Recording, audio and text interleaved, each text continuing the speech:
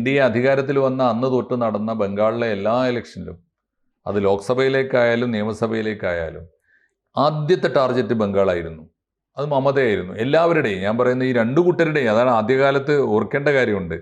ഈ മമതയെ ഒന്ന് തോൽപ്പിക്കുക എന്നത് ഇന്ത്യയിലെ NDAയുടെ മാത്രം അജണ്ടയല്ല, ഉള്ളിൻ്റെ ഉള്ളിൽ കോൺഗ്രസിൻ്റെ അജണ്ടയാണ്, അത്ര തന്നെ ഇടതുപക്ഷത്തിൻ്റെ അജണ്ടയാണ്. മമത ഒരു യുണീക്ക് ലീഡറാണല്ലോ. ഇന്ത്യയിൽ വേറെ ആർക്കും ആ പാരമ്പര്യം അവകാശപ്പെടാനില്ല. ഇന്ത്യൻ നാഷണൽ കോൺഗ്രസ്സിലെ യൂത്ത് കോൺഗ്രസ്സിലൂടെ വളർന്നു വന്ന് വലിയ തീപ്പൊരി നേതാവായി ഇന്ദിരാഗാന്ധിയുടെ കാലത്ത് ജയപ്രകാശ് നാരായണനെ പോലുള്ള വലിയ വീരന്മാരോട് മല്ലടിച്ച് വളർന്നു വന്ന നേതാവാണ്. അക്ഷരാർത്ഥ തീപ്പൊരിയാണ്.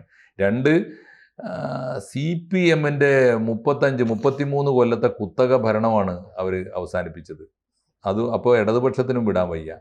കോൺഗ്രസിൽ നിന്ന് വിട്ടുപോന്നിട്ട് ഒരുപക്ഷെ ബംഗാളിലെ കോൺഗ്രസിനെ മുഴുവൻ വിഴുങ്ങിക്കളഞ്ഞൊരു പാർട്ടിയായിട്ട് തൃണമൂൽ കോൺഗ്രസ് മാറി, മറ്റൊരു കോൺഗ്രസ്.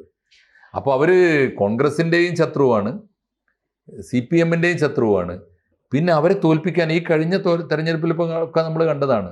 ഇത്രയേറെ അമിത്ഷാ ഉൾപ്പെടെയുള്ള ഭരണാധികാരികൾ, ഉഗ്രപ്രതാപികളായ വലിയ വലിയ ശക്തന്മാരായ ഭരണാധികാരികൾ, ഇന്ത്യയിലെ മുഴുവൻ കോർപ്പറേറ്റുകളുടെയും പണച്ചാക്കുകൾ അവിടെ കാത്തുകെട്ടിക്കിടന്നതാണ്. എന്നിട്ട് അവരെ തോൽപ്പിക്കാൻ പറ്റിയില്ല എന്നുള്ളത് അത്രയെങ്കിലും അവർ പിടിച്ചു നിന്നു എന്നുള്ളതാണ്. പക്ഷേ അത് ദീർഘകാലത്തേക്ക് പോകാൻ പറ്റില്ല എന്ന് നമുക്കൊക്കെ നല്ല ഉറപ്പാണ്. മമതയെ തോൽപ്പിക്കുന്നുള്ള ഉറപ്പ്. പിന്നെ മമതയുടെ വോട്ട് ബാങ്കുകളൊക്കെ തന്നെ ദുർബലമായിക്കൊണ്ടിരിക്കുന്നുണ്ട്.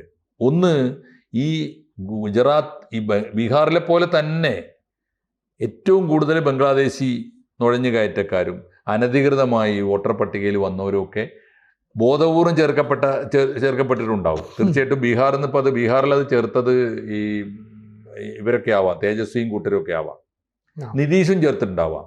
കാരണം അവരുടെയൊക്കെ ഒരു പിടിയിലാണത്.